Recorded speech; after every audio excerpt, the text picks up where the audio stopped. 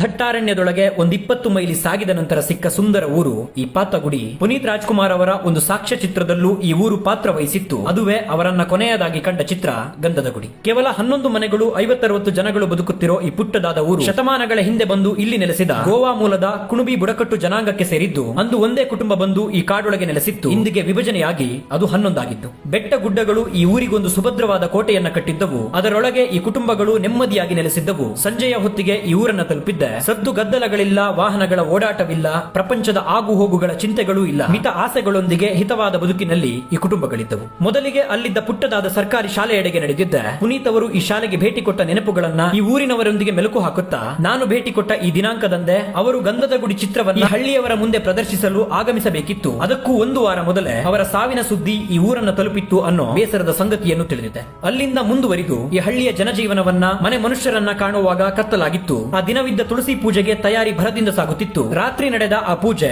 ಅಲ್ಲಾದ ಭಜನೆಗಳೆಲ್ಲವೂ ಆ ಊರು ಶತಮಾನಗಳಿಂದಲೂ ಕಲೆ, ಸಂಸ್ಕೃತಿ, ಆಚಾರ ವಿಚಾರಗಳನ್ನು ಉಳಿಸಿಕೊಂಡಿದ್ದಕ್ಕೆ ಸಾಕ್ಷಿಯಾಗಿತ್ತು. ಕಾಡಿನ ಔಷಧಿ ಆಹಾರಗಳಿಗೆ ಅವಲಂಬನೆಯಾಗಿರುವ ಈ ಜನರು ಸಾಕಷ್ಟು ಆಹಾರ ಪದಾರ್ಥಗಳನ್ನ ತಾವೇ ಬೆಳೆದುಕೊಳ್ಳುತ್ತಾರೆ. ಕೃಷಿ ಮತ್ತು ಕೂಲಿ ಕಾಯಕಗಳನ್ನ ನಂಬಿಕೊಂಡಿದ್ದಾರೆ. ಮಳೆಗಾಲದಲ್ಲಿ 4-5 ತಿಂಗಳು ಈ ಊರು ವಿದ್ಯುತ್ ಬೆಳಕನ್ನೇ ಕಾಣಲ್ಲ. ಈ ಊರಿನ ಅಸ್ತಿತ್ವ ಅದೆಷ್ಟೋ ವರ್ಷಗಳವರೆಗೂ ಸರ್ಕಾರಕ್ಕೂ ತಿಳಿದಿರಲಿಲ್ಲ. ಇದೆಲ್ಲವನ್ನ ತಿಳಿಯುತ್ತಾ ಇಲ್ಲಿಯ ಹಳ್ಳಿ ಮನೆಯಲ್ಲಿ ಊಟ ಮುಗಿಸಿ ಮಲಗಿದ್ದರೆ ಹಸಿರು ಹೊದ್ದು ಮಲಗಿದ್ದ ಈ ಊರು ಮುಂಜಾನೆ